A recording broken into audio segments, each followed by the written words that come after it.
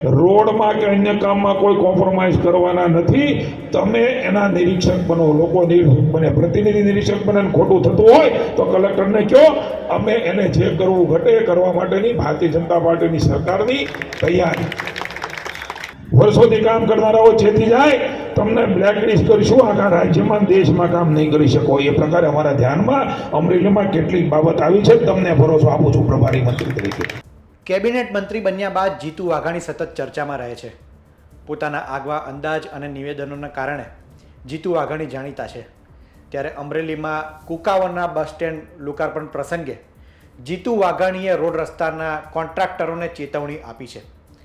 જીતુ વાઘાણીએ કહ્યું છે કે રોડ રસ્તાના કામમાં ભ્રષ્ટાચાર કરનારાઓ ચેતી જાય, બાકી તેમના વિરુદ્ધ કડક કાર્યવાહી કરવામાં આવશે. બ્લેકલિસ્ટ કરવા સુધીની કાર્યવાહી કરવાની જીતુ વાઘાણીએ ચીમકી ઉચ્ચારી છે.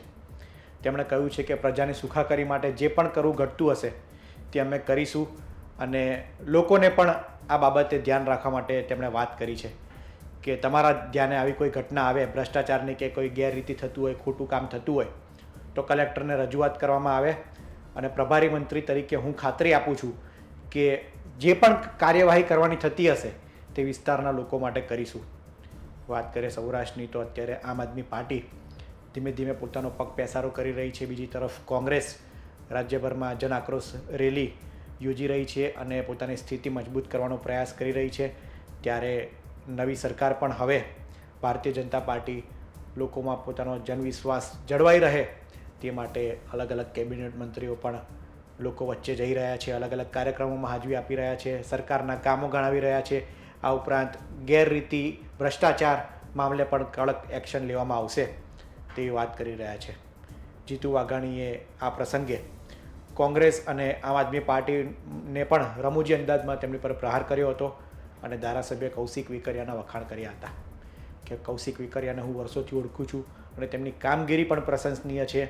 લોકોના ફોન ઉપાડવાના હોય કે કોઈ પણ કામ હોય, કૌશિક વિકરિયા એ પાછા પડતા નથી અને લોકોની સુખાકારી માટે તેઓ સતત પ્રયત્નશીલ રહે છે. સાંભળીએ જીતુ વાઘાણીએ શું કહ્યું. જાહેરમાં અમે કહ્યું છે, આજે મંચ મળ્યું છે ત્યારે અહીંયા કલેક્ટરશ્રીને અવારનવાર કહ્યું છે, તમને પણ કહીએ છીએ. ભૂપેન્દ્રભાઈએ કહ્યું છે રોડમાં કે અન્ય કામમાં કોઈ કોમ્પ્રોમાઇઝ કરવાના નથી. તમે એના નિરીક્ષક બનો, લોકો નિરીક્ષક બને, પ્રતિનિધિ નિરીક્ષક બને. ખોટું થતું હોય તો કલેક્ટરને કહો. અમે એને જે કરવું ઘટે કરવા માટેની ભારતીય જનતા પાર્ટીની સરકારની તૈયારી. કશું જ ખોટું ચલાવવા માંગતા નથી. સુવિધાઓ વ્યવસ્થિત બને અને અમે ઘણા બધા એવા એક્શન લેવા જઈ રહ્યા છીએ. વર્ષોથી કામ કરનારાઓ ચેતી જાય, તમને બ્લેકલિસ્ટ કરીશું, આખા રાજ્યમાં દેશમાં કામ નહીં કરી શકો. એ પ્રકારે અમારા ધ્યાનમાં અમરેલીમાં કેટલીક બાબત આવી છે. તમને ભરોસો આપું છું પ્રભારી મંત્રી તરીકે. અમે એને છોડવાના નથી. મેં રિપોર્ટ મંગાવ્યા છે, વિજિલન્સની તપાસ મુકાવી છે. લોકોનું કામ છે ભાઈ, તમે કરો, તમે મહેનતના પૈસા કમાઓ, પણ તમે એ પ્રકારના લોકોના પૈસા લોહી ચૂસવા માટેના નથી. બરાબર રીતે કામ થાય એનું ધ્યાન રાખવાની જવાબદારી હું તમને આપું છું, કુકાઓ તાલુકાને આપું છું. તમે રખડવાળી કરજો, નેગેટિવ રીતે નહીં. સારું કામ થતું હોય તેને વધાવીએ. એનો અર્થ એવો નથી કે અમને કીધું છે એટલે હવે તમે આમ કરો ને તેમ કરો ને અમારું નથી માનતા. મારા ઘર પાસે નાનો એક રસ્તો બનાવી દો, ફરિયાદ ન કરીને આવું નહીં. સદભાવનાથી, શુદ્ધ ભાવથી એ પ્રકારના કામો એ આપણે કરવા જઈ રહ્યા છીએ.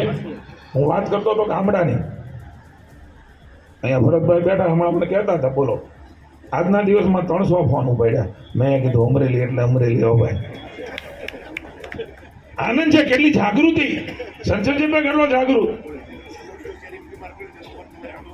બોલો, લોકસેવક ભારતીય જનતા પાર્ટીનો કેવો હોય, એની શેરીમાં ગલોડીઓ માંદું પડ્યું, સંસદજી પર ફોન કર્યો.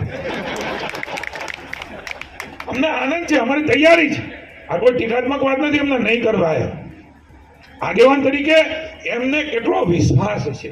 ભાઈ કૌશિક પ્રમુખ હતો ત્યારે 108 કહેતો, 108 જેમ દોડે. કૌશિકના ફોન આવે કોઈ પણ ગામમાંથી એટલે નામથી ન ઓળખતો હોય ને, એ સમયે કોઈ વ્યક્તિ નહોતો આખા જિલ્લાની અંદર. હું જ્યારે અહીંયા આવતો એ વખતે પ્રમુખ હતો, અન્ય કામમાં આવતો. કહેવાનો મતલબ કે લોકોની સાથે જોડાણ કેટલું બધું ભારતીય જનતા. બાકી કોંગ્રેસ વખતે મજા આવે હો. અમને યાદ છે નાના હતા ત્યારે 5 વર્ષે માઇન્ડ પાછા હતા. સામે કોઈ વિકલ્પ નહોતો. એટલે ઠીકરું મોટો ઠીકરું છૂટાઈ જાય. પછી ભારતીય જનતા પાર્ટી આપે ચૂંટીને કાઢ્યા અને મોકલ્યા અમને, અને એમના કારણે આપણું અંતર ઘટ્યું, અધિકારીઓનું અંતર ઘટ્યું. નરેન્દ્રભાઈ જે પ્રકારે કાર્યક્રમો આપ્યા એમના કારણે તળ ધરતી સુધી આપણે કામ કરી શકીએ. હવે તો કેવું થાય ખબર, ગામડામાં સ્ટ્રીટ લાઇટો આપી દીધી, માં નર્મદાનું પાણી ઘરે ઘરે આવી ગયું. પહેલા ડામર રોડ માટે ડિમાન્ડ થતી, હવે ગામમાં જાય ને કૌશિકભાઈ ને ભરતભાઈ અમારે જયવીન, આ રોડ તો કયો સીસી જોવે છે. લે સીસી આપો પછી બધા શું તમને ખબર, બ્લોક લાવો, બ્લોક પડખે બ્લોક જો પડખે ગામમાં બ્લોક છે એટલે અમારે બ્લોક નથી. સાહેબ કલ્પના કરો ગામડાનું સ્ટાન્ડર્ડ કેટલું હાઈ કરી દીધું આપણે.